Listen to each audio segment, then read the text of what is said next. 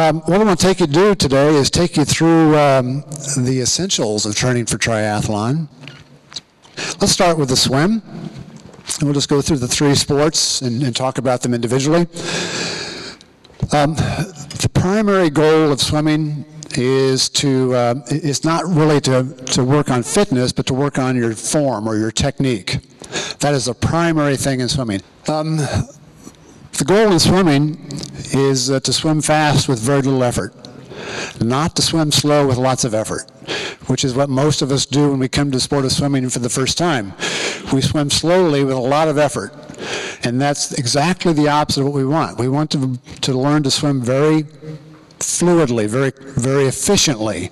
That's what it's really all about in swimming. It's efficiency, it's economy. It's how much energy do you expend and how much speed do you get as a result of the energy you put into the stroke. So we're trying to become as fast as we can without using much energy. That's the goal. The goal is not to try to become faster by becoming more fit. That's just going to mean you're going to spend more time building up bubbles around yourself while you're swimming is all that's going to happen. You need to really work on technique a lot. So let's talk about that. There are lots and lots of things that you can do to improve your swimming. I just mentioned one while ago, which is the angle at which your hand enters the water. That's important. However, there are things more important than that. There are three things that I want to see athletes be able to do before we work on all the other stuff. You know, there's lots and lots of things you can think about. I go to pools sometimes where they have a coach on deck who's telling somebody, trying to help them improve their swimming technique, and he'll stop them at the end of the pool, at the wall, and walk over to them and tell them 5 or 6 things they need to work on to become a better swimmer. It isn't going to happen. You cannot think about 5 or 6 things while you're making a swim stroke. You can only think about one thing at a time. So I'd say there are three things that I want my swimmers to learn to do, and we're going to learn them in a particular order. After we've learned the first thing, then we'll work on the second thing. Once we've learned the second thing, then we'll work on the third thing. And we'll make sure these 3 things are accomplished before we move on to the small stuff. Small stuff, really small stuff would be, do you have your fingers open or your fingers closed? That's a tiny little thing, but once you've learned the 3 big things and have them right, then we can get down to these little bitty things about what is your hand like in terms of fingers, or how much what do you do with your hand as you finish off your stroke. Small thing, it can have an impact on your performance, but there are bigger things to worry about. So let's get the big things done first. So what are the big things? There are 3 of them. Let's start with number 1. This is the first thing I teach the people I work with to improve their swimming. They've got to learn to have a long swim stroke. Look at the swim stroke on this athlete here. Here's his hand, here's his fingers, and here's his toes. Very, very long. Length will make you faster in the pool. If we look at boats, look at a speedboat. Speedboats are long and skinny. They ride high in the water because of it, and they go fast. Tugboats are short and stubby, and they sit down in the water and they go slow.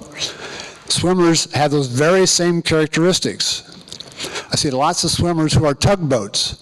They just have this very short swim stroke. It's kind of like this, and they never really go anyplace because they're not really doing anything to make themselves longer. You've got to become long to swim well. You'll never be a good swimmer until you learn to become long. So the first thing I teach the swimmers I work with, the triathletes I work with to improve their swimming, is to get as long as you can by reaching with every stroke. So if we're told, for example, to rotate our hips, that's a secondary thing.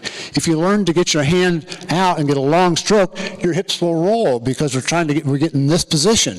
If you swim like a tugboat and put your hand in here, then you have to actually force your hips to turn. You have to think about your hips. But if you reach long, as long as you can, your hips will turn automatically. There's no need to think about your hips. It's length. Get as long as you can with every stroke.